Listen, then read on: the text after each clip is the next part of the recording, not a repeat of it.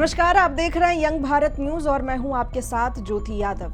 उपराष्ट्रपति जगदीप धनखड़ के अचानक इस्तीफे ने देश की राजनीति में एक बड़ा भूचाल ला दिया है।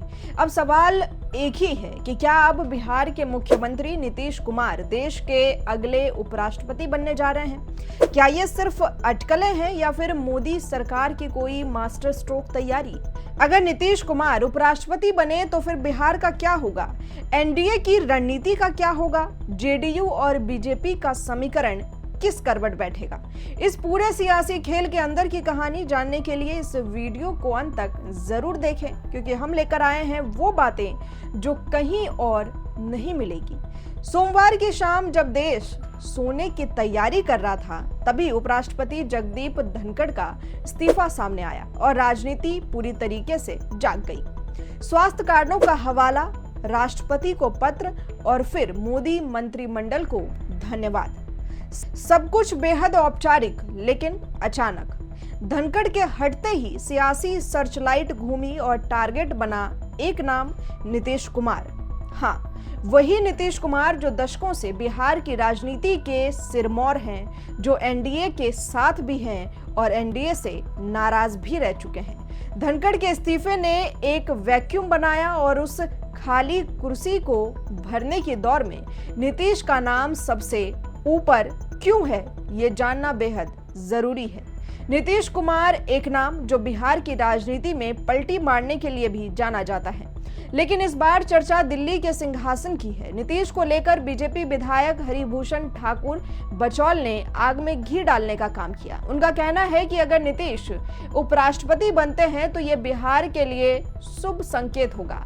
भाई साहब, शुभ संकेत बिहार के लिए या बीजेपी के लिए?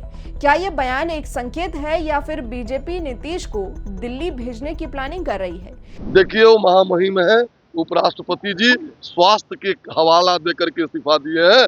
इस पर कोई टिक्का टिप्पणी नहीं होना चाहिए। नीतीश जी को क्या उपराष्ट्रपति बनाने वाले हैं क्या? अब ये भी हमारे बस की बात नहीं है। अगर बन जाए तो बड़ी अच्छा होगा बिहार के लिए। बाकी की बात सौभाग्य की बात होगी, क्योंकि अगर नीतीश दिल्ली जाते हैं तो बिहार खाली होता है और उस खाली कुर्सी को कौन भरेगा? बीजेपी? कोई नया चेहरा? नीतीश का उपराष्ट्रपति बनना सिर्फ सम्मान की बात नहीं है, यह है बीजेपी की स्मार्ट राजनीति। अब सवाल यह है कि अगर नीतीश दिल्ली चले जाते हैं तो बिहार का क्या होगा? क्या बीजेपी अपनी सरकार बना पाएगी या फिर जेडीयू के पास ही सत्ता रहेगी? यह बदलाव सिर्फ एक चेहरा नहीं, पूरी पॉलिटिक्स डायनेमिक्स बदल देगा। बीजेपी को इससे मिलेगा एक मौका, एक मुख्यमंत्री अपना और जेडीयू को देना पड़ेगा बलिदान। मौजूदा विधानसभा में बीजेपी और जेडीयू साथ हैं, लेकिन अगर नीतीश दिल्ली चले जाते हैं तो सत्ता का बैलेंस बिगड़ सकता है। क्या बीजेपी इस मौके को हाथ से जाने देगी? और क्या जनता इस फैसले को सियासी पलायन मानेगी या नीतीश को सम्मानित होते देख गर्व करेगी? नीतीश कुमार केवल बिहार के नेता ही नहीं है, उन्होंने रेल मंत्री रहते हुए भी अपनी छाप छोड़ी थी। वे एक साफ सुथरी सधी हुई राजनीति के प्रतीक भी माने जाते हैं। अब सवाल है कि क्या नीतीश उस पद के लिए तैयार हैं जो भारतीय संसद का सबसे सम्मानित पदों में से एक है। उपराष्ट्रपति जो राज्यसभा के सभापति भी होते हैं। वो भूमिका नीतीश को राष्ट्रीय फलक पर ला खड़ा करेगी, लेकिन क्या जेडीयू इसका समर्थन करेगी? क्या उनके अंदर से ही उठेगा कोई विरोध? क्या नीतीश खुद इस फैसले से सहमत होंगे या सिर्फ बीजेपी का पॉलिटिकल स्टंट है? तो क्या नीतीश कुमार वाकई अगले उपराष्ट्रपति बनेंगे? क्या ये बिहार के लिए सम्मान होगा या सियासी मजबूरी?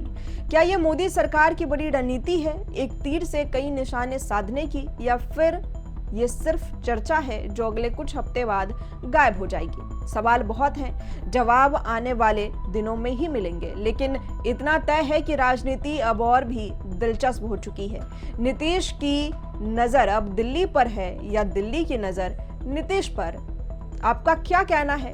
क्या नीतीश कुमार को उपराष्ट्रपति बन जाना चाहिए? क्या ये बिहार के लिए सही होगा या सियासी चाल होगा? कमेंट बॉक्स में अपनी राय जरूर दें, वीडियो को लाइक करें और चैनल को सब्सक्राइब करना बिल्कुल ना भूलें।